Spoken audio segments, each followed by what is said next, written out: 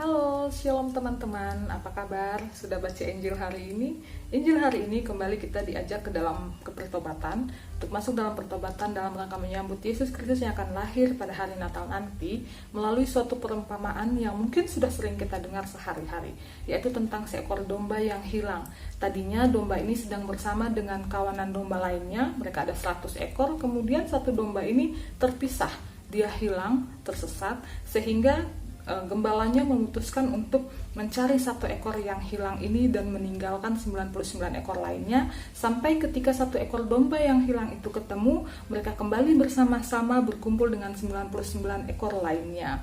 Setelah saya mencari tahu tentang domba, ya, kenapa sih si gembala itu harus repot-repot mencari satu yang hilang, kan dia masih punya 99 ekor lainnya, dia nggak rugi dong. Nah, ternyata domba itu punya beberapa karakter, beberapa kebiasaan yang unik, yaitu satu, domba itu nggak bisa hidup sendiri, dia harus hidup dalam kawanan, harus bergerombol. Yang kedua, domba itu harus ada gembalanya, dia nggak bisa hidup tanpa gembala karena dia harus dituntun. Dan uniknya domba ini mengenal suara gembalanya.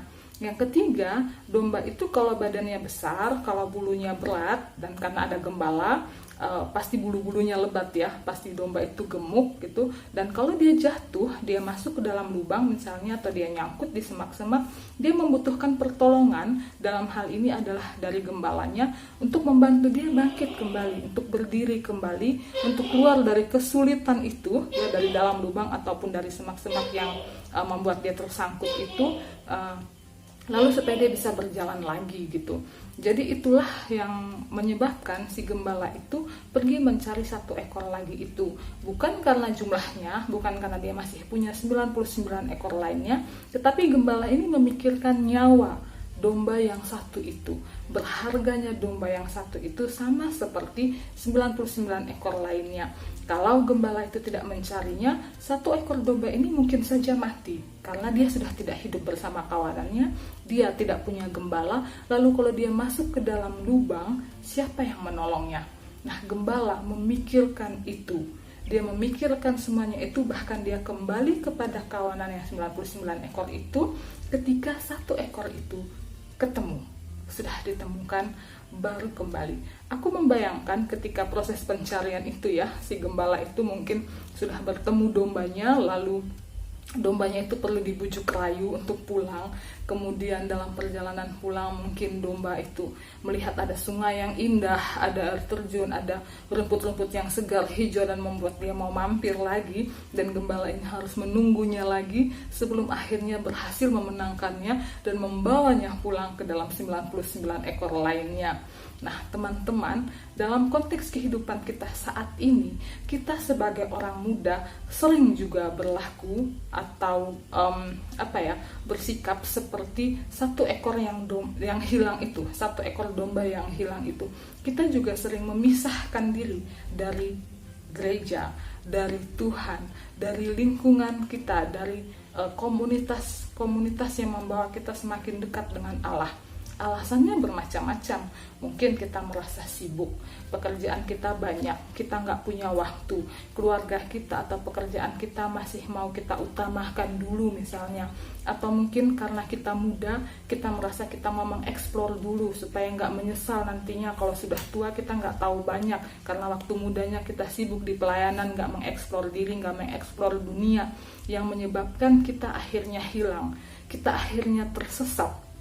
Kita akhirnya juga mungkin lupa jalan untuk pulang, kita nggak tahu harus bagaimana, yang membuat kita lama-lama berdiam di dalam tempat yang baru dan tersesat itu dan gelap itu. Kita nggak punya siapa-siapa karena kita sudah terpisah dari kawanan kita, dari komunitas kita, dari gereja, dari orang-orang baik yang selalu ada bersama kita selama ini. Nah, apa yang terjadi kalau kita sudah ada dalam situasi itu? Kita perlu gembala sama seperti domba yang hilang tadi itu, yang perlu gembala untuk mengembalikannya, kita juga perlu gembala untuk bisa kembali ke dalam kawanan atau dalam hal ini dalam komunitas, ya, dalam gereja kita. Apalagi pada zaman ini, tantangan kita sebagai orang muda itu bukan padang rumput saja, bukan air terjun, bukan sungai yang mungkin dialami oleh si domba yang satu itu saat itu, ya. Tetapi tantangan kita sangat banyak, media sosial, HP, hiburan-hiburan, lalu status-status orang, ya, kebahagiaan-kebahagiaan buatan yang ditunjukkan oleh orang-orang yang membuat kita merasa ingin ada di sana, ingin juga merasakan itu, membuat kita merasa ingin mencobanya, ingin mencari tahu, dan akhirnya kita tersesat, akhirnya kita terlena, dan kita sudah bingung harus berbuat apa. Tetapi teman-teman, sama seperti domba tadi yang diselamatkan oleh gembalanya, kita juga punya satu gembala agung yang selalu ada bersama kita, yaitu Tuhan Yesus. Kita perlu berbalik, kita perlu kembali bersama Tuhan Yesus yang saat ini sudah ada bersama kita. Tuhan Yesus yang selalu ada, baik saat kita dalam kehidupan yang baik atau saat kita ada di dalam dosa.